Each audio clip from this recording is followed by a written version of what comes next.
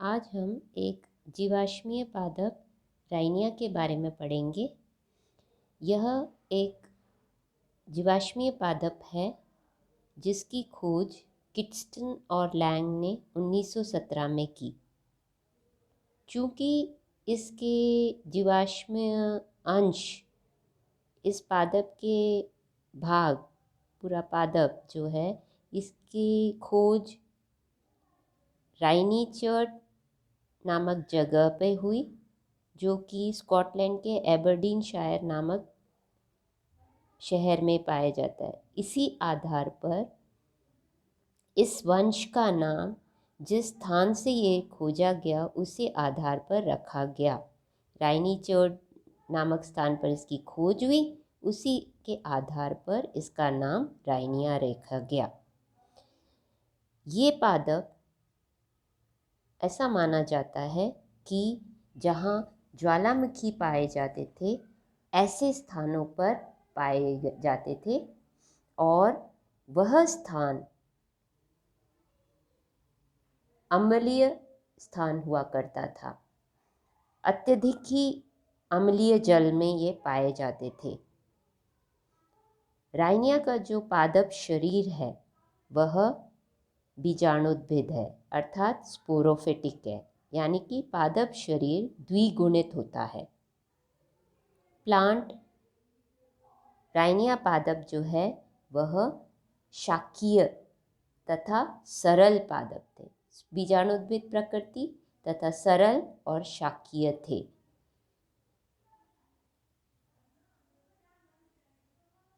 इसकी खोज डिवोनियन काल में, मध्य डिवोनियन काल में की चट्टानों में खोज हुई थी और इसकी दो जातियां पाई गई, दो जातियों के जीवाश्म पाए गए और इन दोनों जातियों में आकारिकी डिफरेंसेस के आधार पर, आकारिकी विभेद के आधार पर इनको दो जातियों में विभक्त किया गया। इसमें से एक जाति है राइनिया मेजर और दूसरी है राइनिया ग्विनवोगेनाई। राइनिया मेजर जो है वह राइनिया ग्विनवोगेनाई से आकार में बड़ा था। ग्विनवोगेनाई मेजर से अपेक्षाकृत छोटी जाति है।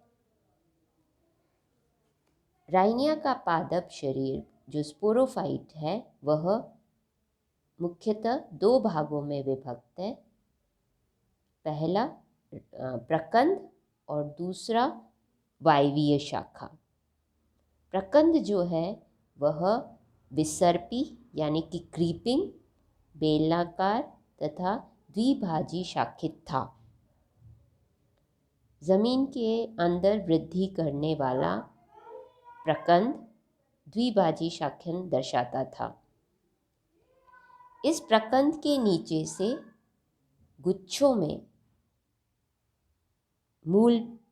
मूलाभास पाए जाते थे और प्रकंद से ऊर्ध्व एरियल शूट्स निकलते थे, ऊर्ध्व वायवीय शाखाएं विकसित होती थी।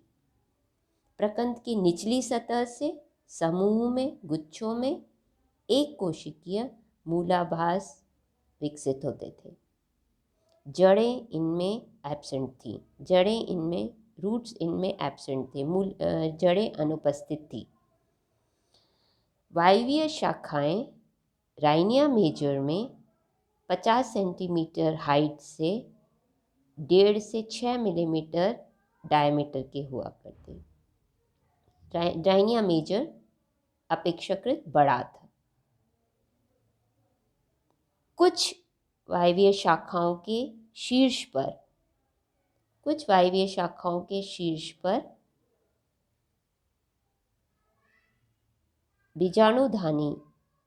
बीजाणुधानी पाई जाती थी। वायवीय शाखाओं के शीर्ष पर स्पोरेंजिया पाए जाते थे। सभी के शीर्ष पर नहीं, कुछ वायवीय शाखाओं के शीर्ष पर बीजाणुधानियाँ पाई जाती थी और ये बीजाणुधानियाँ लगभग 12 मिलीमीटर से लंबे व 4 मिलीमीटर चौड़े हुआ करते थे। राइनिया ग्विनवोगनाई जो है वह राइनिया मेजर की तुलना में छोटा और अपेक्षाकृत छोटा था। मतलब इसका आकार हाइट लगभग 20 सेंटीमीटर और डायमीटर 1 से 3 मिलीमीटर हुआ करता था। इसमें भी प्रकंद जो कि ज़मीन के सतह पर वृद्धि करता था और विसर्पी था, और इसकी निचली सतह से मूलाभास निकलते थे, राइजॉइड्स निकलते थे। ऊपर की ओर वायवीय शाखाएं, एरियल शूट्स, एरियल ब्रांचेस निकलती थी। राइनिया ग्विनवोगनाई में इनके अलावा कुछ और शाखाएं पाई जाती थी जिन्हें अपस्थानिक शाखाएं कहते हैं, एडवेंटिशियस ब्रांचेस कहते हैं। ये इन एडवेंटिशियस ब्रांचेस, इन अपस्थानिक शाखाओं का वायवीय शाखाओं मेन एक्सिस के साथ कोई भी संवहनीय संबंध नहीं था, अर्थात उनके बीच में कोई भी जाइलम फ्लोएम नहीं हुआ करते थे, कोई वैस्कुलर कनेक्शन नहीं पाया गया। ऐसा माना जाता है कि ये एडवेंटिशियस ब्रांचेस कायिक जनन में सहायक होती थी। राइनिया ग्विनवोगनाई में भी वायवीय शाखाओं के शीर्ष पर बीजाणुधानियां पाई जाती थी जो कि छोटे साइज की होती थी।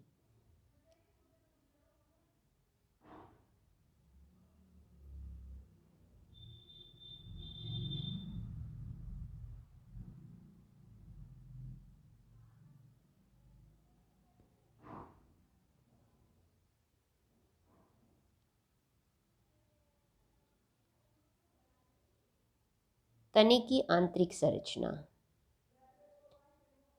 वायवीय शाखाएं जो हैं, अगर हम उनका अनुप्रस्थ काट देखें तो उसमें अनुप्रस्थ काट में सबसे बाहर हमें एपिडर्मिस नज़र आती है जो कि एक परत की होती है, जिसके ऊपर मोटी क्यूटिकल की परत पाई जाती है और इनके बीच में स्टोमेटा पाए जाते हैं, रंध्र पाए जाते हैं। एपिडर्मिस के नीचे, बाह्य त्वचा के नीचे वल्कुट पाया जाता है जो कि 2 क्षेत्रों में विभक्त था।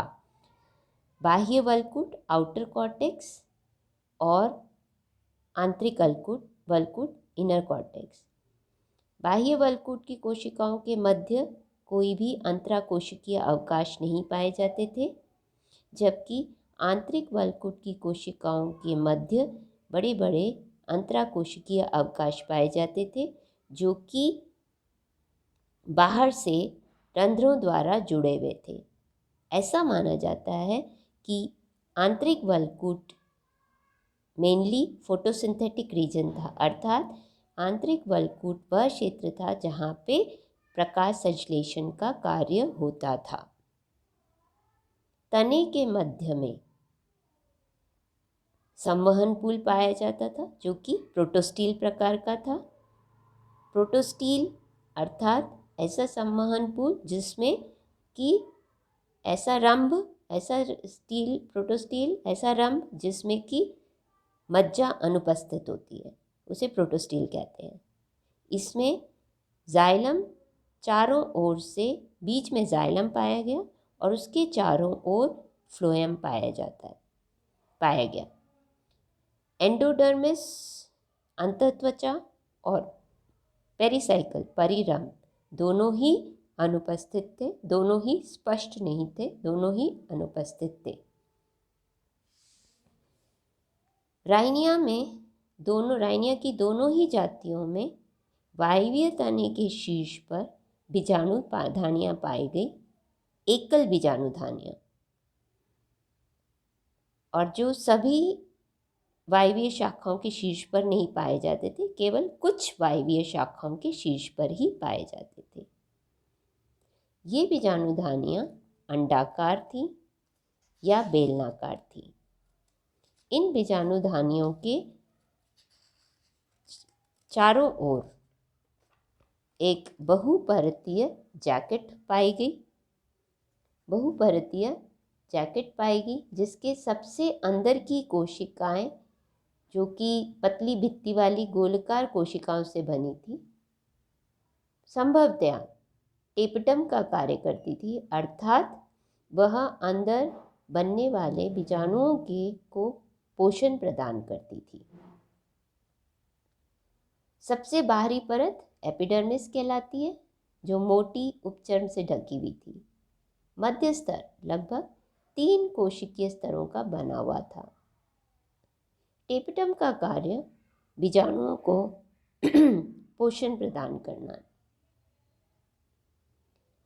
बीजाणुधानी के अंदर जो बीजाणु पाए गए वे सभी एक ही प्रकार के, अर्थात राइनिया एक होमोस्पोरस प्लांट था, जिसका मतलब कि राइनिया में केवल एक ही प्रकार के बीजाणु पाए गए।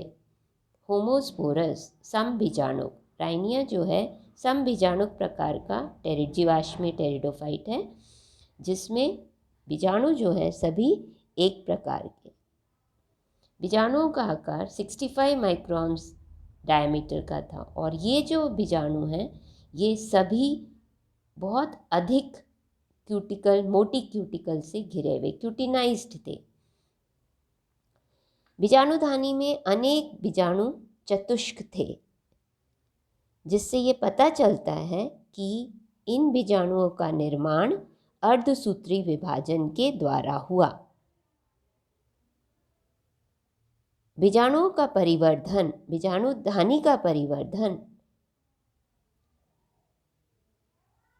यूस्पोरेंजिएट प्रकार का था, अर्थात बीजाणुधानी का निर्माण एक से अधिक कोशिकाओं से हुआ। बीजाणुओं का प्रकीर्णन इन बीजाणुधानी के फटने से होता था और बीजाणुधानी का स्फुटन बीजाणुधानी की जैकेट के फटने से या अपघटन से, विघटन से होता था। संभवतः बीजाणुओं का विमोचन या बीजाणुओं का डिस्पर्सल बीजाणुधानी भित्ति के विघटन या डेहिसेंस दोनों में से किसी भी मेथड से हो सकता है। अब हम पढ़ेंगे राइनिया के गैमेटोफाइट के बारे में, यानी कि राइनिया के युग्मकोद्भिद के बारे में। बीजाणु जो होते हैं वह अगुणित होते हैं। बीजाणु अंकुरित होकर युग्मकोद्भिद का निर्माण करते हैं। बीजाणु जो होते हैं वह युग्मकोद्भिद पीढ़ी की पहली कोशिका होती है। राइनिया में युग्मकोद्भिद के बारे में कोई निश्चित जानकारी नहीं है, क्योंकि इसका युग्मकोद्भिद अभी तक खोजा नहीं गया है, परंतु इसके बारे में कई अनुमान लगाए गए हैं। कई साइंटिस्ट ने अलग अलग अनुमान लगाए हैं। सबसे पहले लियोन 1957 को राइनीचार्ड बर्ड से राइनिया के कुछ अंकुरित बीजाणु प्राप्त हुए, जिनकी जनन नलिकाओं के शीर्ष पर कुछ बहुकोशिकीय संरचनाएं थी।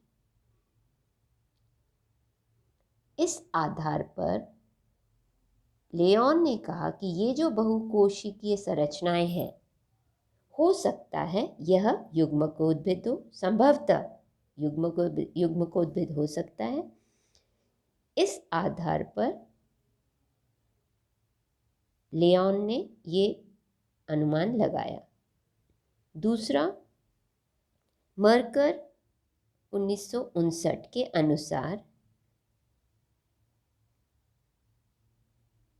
राइनिया का जो भूमिगत प्रकंद है, भूमि के अंदर ग्रो करने वाला जो राइजोम है, संभवतः वह उसका युग्मकोद्भिद है, जबकि ऊपर का पार्ट जो है, जो वायवीय हिस्सा है, वह बीजाणुद्भिद है।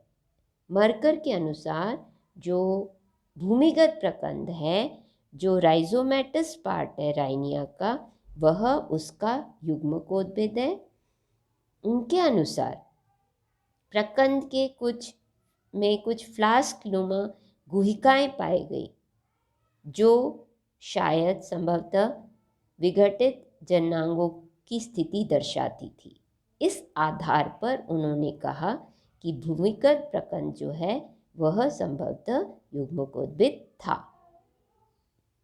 पंत 1962 के अनुसार राइनिया में समजात युग्मकोद्भिद था, अर्थात राइनिया गुइनवोनाई जो है वह राइनिया मेजर का युग्मकोद्भिद है।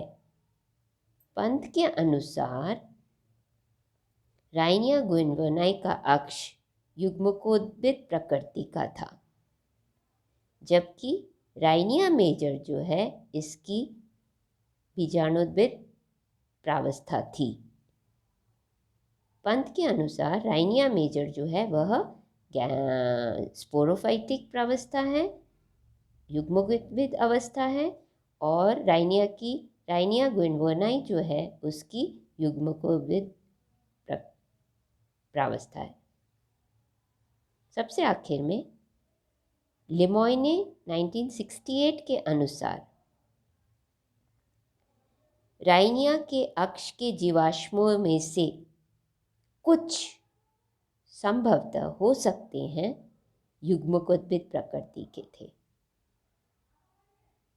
परंतु किसी भी जीवाश्म से निश्चित जनांग जैसी संरचनाएं नहीं प्राप्त हुई। अतः युग्मकोद्भिद के राइनिया के युग्मकोद्भिद के बारे में निश्चित रूप से कोई भी जानकारी नहीं है। तो इस तरीके से ये राइनिया का पादप जो है यह एक जीवाश्मीय पादप है जिसके गैमेटोफाइट के बारे में अभी भी कोई जानकारी नहीं है।